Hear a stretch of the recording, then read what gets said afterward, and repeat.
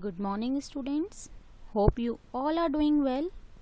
In today's class, we will be discussing about Grammar's chapter number 20, Comprehension. So let's begin this class.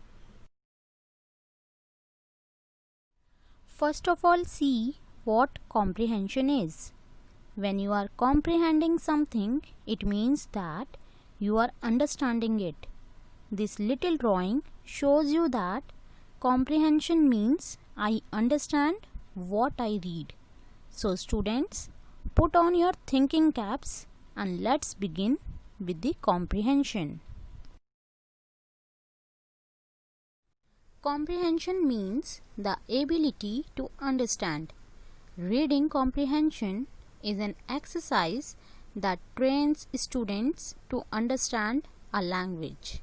Students, these lines means comprehension is the ability to understand, and it is an exercise that tests how well you understand spoken or written language. Elements of comprehension.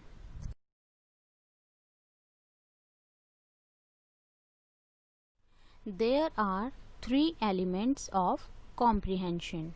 First, literal meaning. Second, inferential meaning. And third, evaluative meaning. This means reading comprehension involves three levels of understanding. They are literal meaning, inferential meaning, and evaluative meaning. Now, what do you mean by literal meaning? It means it deals with each word separately without looking at the general meaning.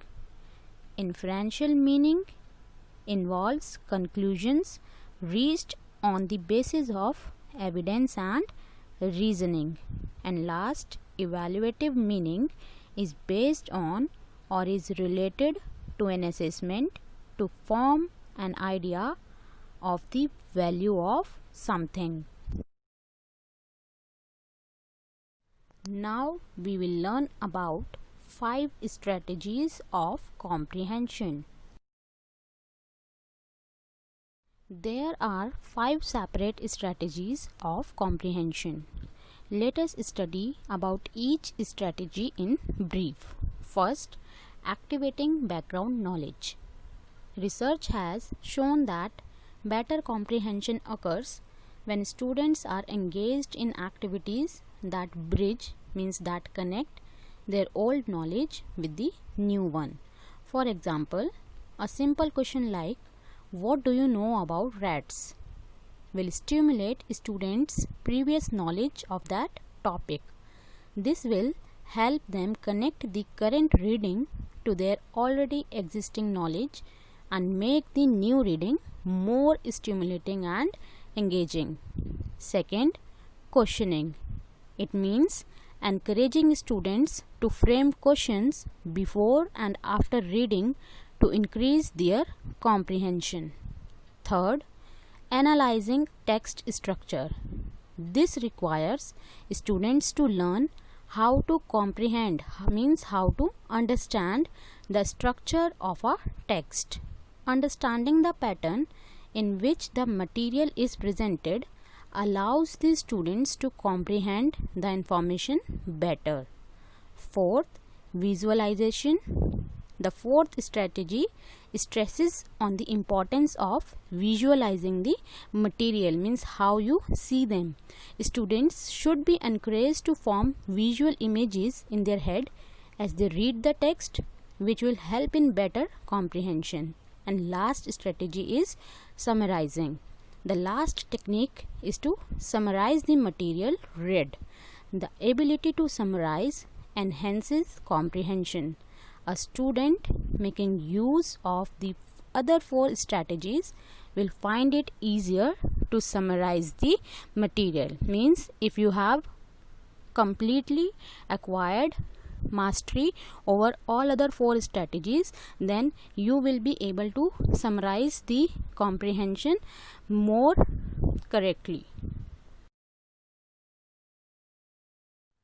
Students, Here is a short example on comprehension. The title of this comprehension is My Friend Tickle. I will be reading it for you and then I will be helping you to solve the questions related to this passage. I have a friend named Tickle. Tickle is very small. He has grey fur. Tickle has 2 round ears and a black nose. Tickle has a long tail. Tickle's favorite food is cheese. Tickle is afraid of cats. Do you know what kind of animal Tickle is? So in this passage, a character named Tickle is described here, and his characteristics are also described, like he is very small, he has grey fur, he has 2 round ears and a black nose, he has a long tail, and his favorite food is cheese, and also he is afraid of cats. Now at the end, a question is asked in the passage only, that now do you know what kind of animal Tickle is? So based on the characteristics described, you have to find out, you have to discover about which animal he is talking. So according to the characteristics which are described here, it is clear that this animal might be a rat. So now we will solve the questions related to this passage. First question, what is my friend's name? It is clearly mentioned in the first line that I have a friend named Tickle. So the answer is my friend's name is Tickle. Second question, is Tickle small or large? Second line in the passage states that Tickle is very small. So the answer of this question is also the same. Tickle is small. Third question, what color is Tickle's fur? Now in the passage we read that in the third line it is stated that he has grey fur. So the answer of this question is he has grey fur. Fourth question, what is Tickle afraid of? Then in the second last line it is written that Tickle is afraid of cats. So the answer of this question is Tickle is afraid of cats. Then last question, what kind of animal is Tickle? We have already answered this question earlier while explaining the passage. The answer is Tickle is a mouse, or we can also write Tickle is a rat. Let us revise what we studied in this chapter today. In this chapter, we studied that comprehension means the ability to understand, and reading comprehension is an exercise that trains students to understand a language. When you are comprehending something, means you are understanding it. Reading comprehension involves 3 levels of understanding. First, literal meaning. Second, inferential meaning. And third, evaluative meaning.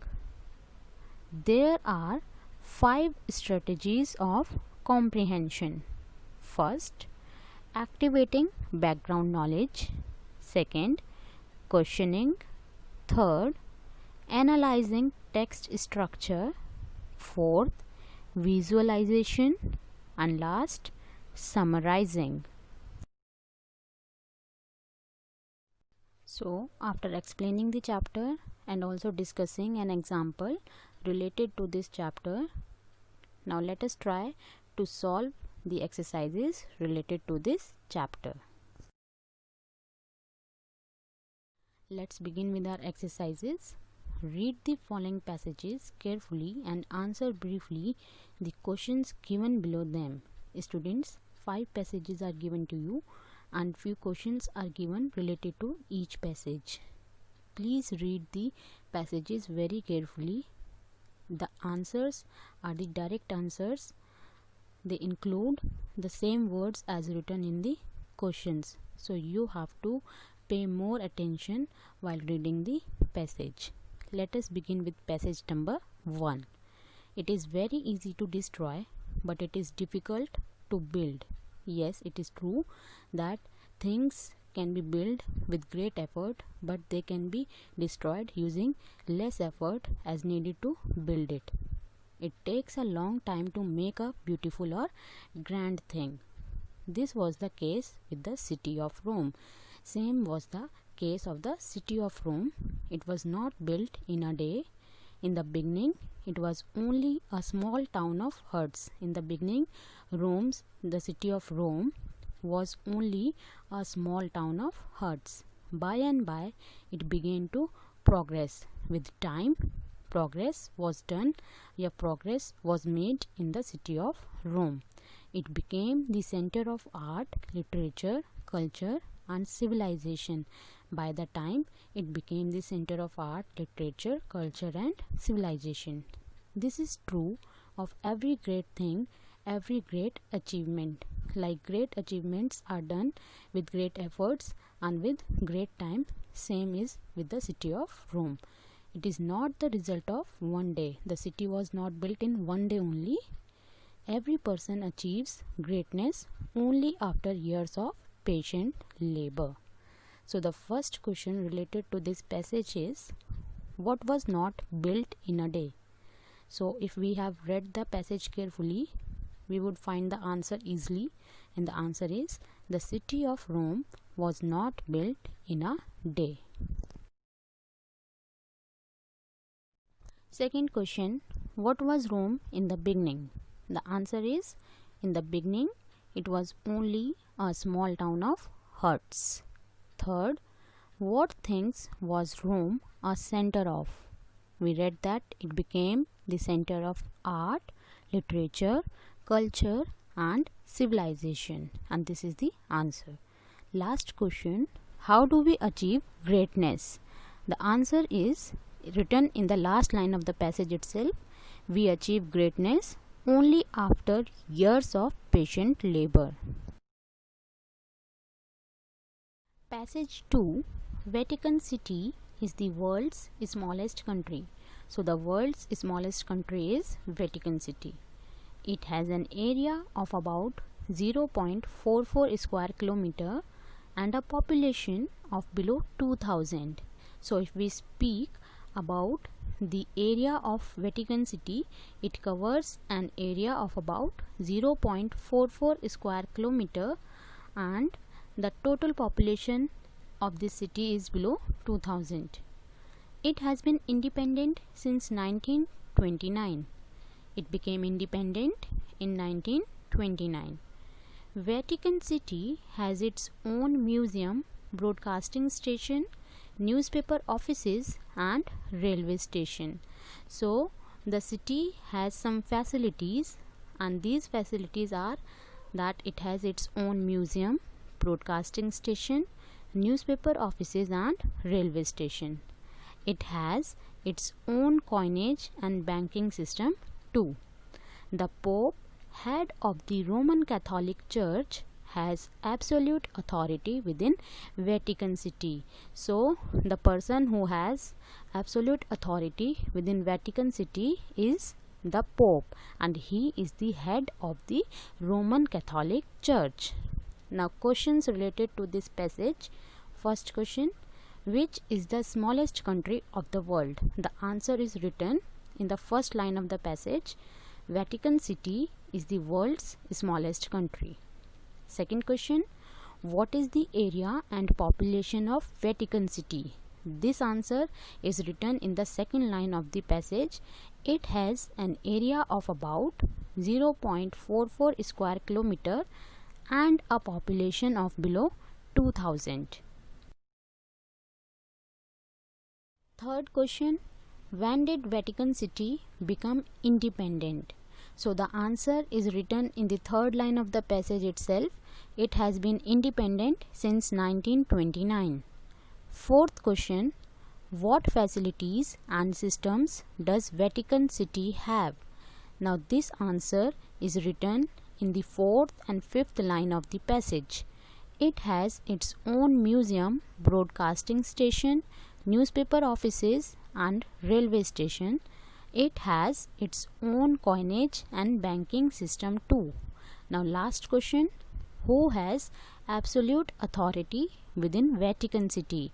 This answer is written in the last line of the passage. The Pope, head of the Roman Catholic Church, has absolute authority within Vatican City. Passage 3. Students should not waste their time. It is their prime duty to utilize their time in studies. We all ask our students not to waste their time in doing irrelevant activities.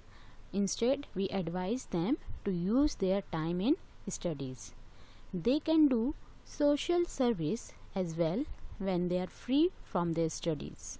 They can spread literacy among illiterate persons and can teach them reading, writing, and simple arithmetic.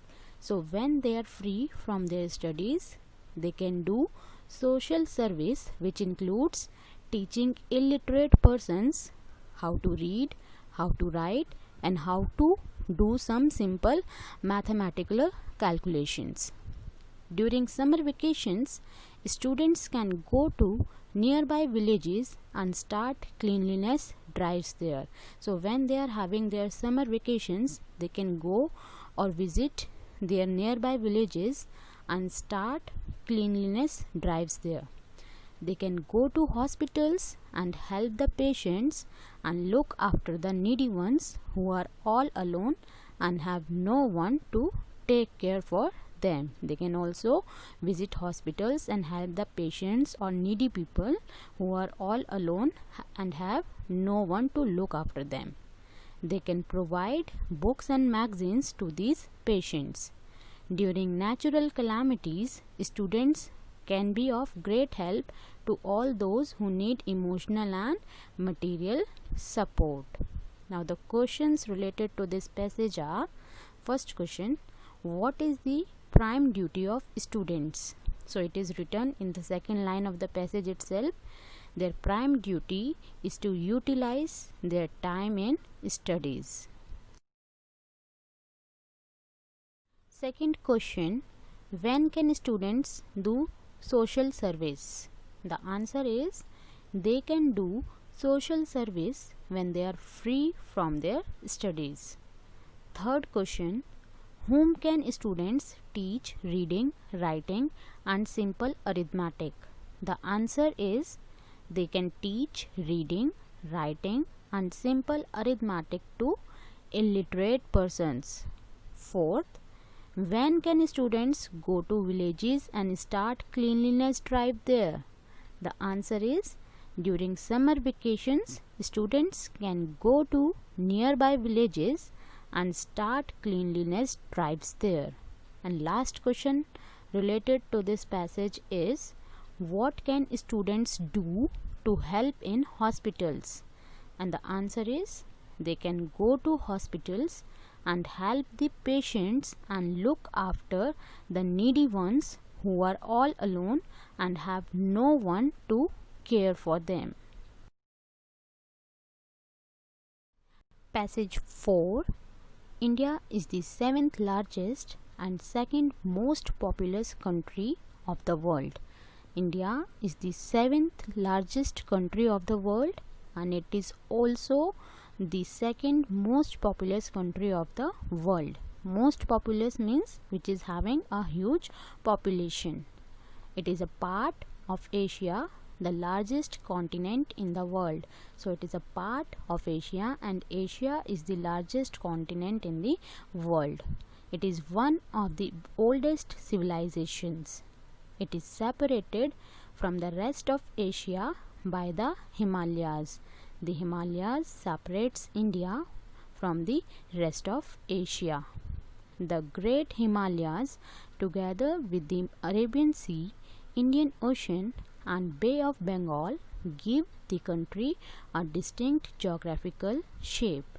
So, the Himalayan mountain range and water bodies like Arabian Sea, Indian Ocean and Bay of Bengal, they give the country a distinct geographical shape. India has been constantly making efforts to keep good relations with its immediate neighbors such as Pakistan, Sri Lanka, Nepal, China, Bhutan, Myanmar, Bangladesh and Maldives. So the neighboring countries of India are Pakistan, Sri Lanka, Nepal, China, Bhutan, Myanmar, Bangladesh and Maldives. And our country India is making great effort to keep good relations with these neighboring countries. Now questions related to this passage are: first question, which is the 7th largest and the 2nd most populous country of the world? The answer is very clear. India is the 7th largest and 2nd most populous country of the world. Second question, which continent is India a part of? The answer is, it is a part of Asia, the largest continent in the world. Third question, what separates India from the rest of Asia? Answer is, it is separated from the rest of Asia by the Himalayas. Fourth question, which mountain range and water bodies give India a distinct geographical shape? And the answer is, the Great Himalayas together with the Arabian Sea, Indian Ocean and Bay of Bengal give the country a distinct geographical shape. And fifth question is, name India's neighboring countries. The answer is, India's neighboring countries are Pakistan, Sri Lanka, Nepal, China, Bhutan, Myanmar, Bangladesh and Maldives. Passage 5, Pot and Robot. This seems to be a poem. Matt has got a pot. The pot is hot. It's a hot pot. We all got hot soup from the pot. Now there is not a lot in my pot. So Matt got a hot pot and we all get hot soup from that hot pot. And now there is not much hot soup left in that pot. Matt has got a robot. Robot has got a spot. The spot on the robot is a dot. Matt put the dot on the robot.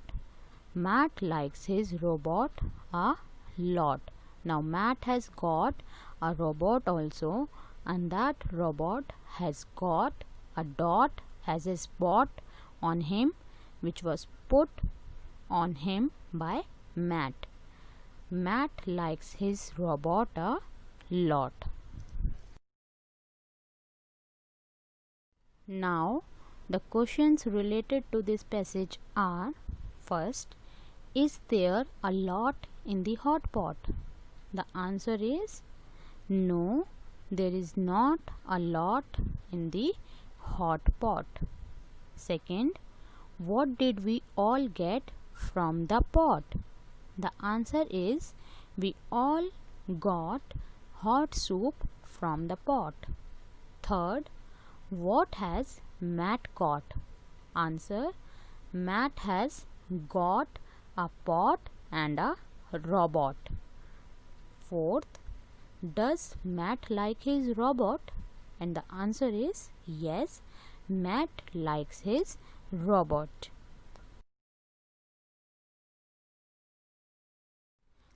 After reading and explaining all the 5 passages and also solving the questions related to them, it is time for some homework now.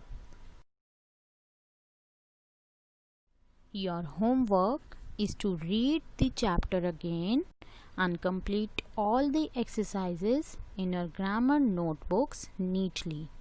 You will get all these exercises in your class WhatsApp group also, so that you can complete all the work neatly and carefully in your grammar notebooks.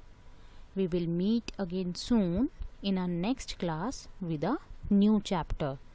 Till then, complete all your homework, stay safe, stay healthy, and stay at homes. Thank you.